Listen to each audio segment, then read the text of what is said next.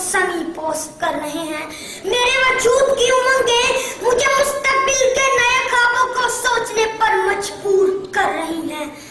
सूर्य वाला मेरी फेमोफ्रास एक लम्हे कोटा गमगाती है।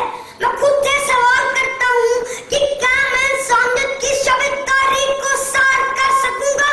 क्या मैं आज का बच्चा कल का बीमार इस कौम की तमीर कर सकूंगा? क्या मैं अपनी आरज़ू और तमन्नाओं के साथ दुनिया बदल सकूंगा? और जनाबे वाला अपने ज़मीर की अदालत में खड़े इस बच्चे को जवाब ना में मिलता है।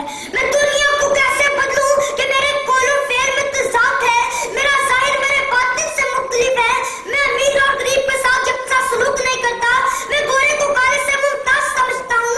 और सबसे बढ़कर ये कि जनाबे वाला मैं अल्लाह और उसके रसूल पर तवक्कुल रखने की बजाय दुनियावी ताकत पर यकीन रखता हूँ। तो फिर अब खुद फैसला करें कि क्या मैं दुनिया बदल सकता हूँ?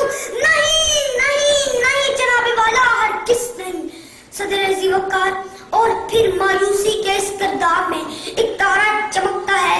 मेरा यकीन मेरी मायूसी पे गालिब आता है।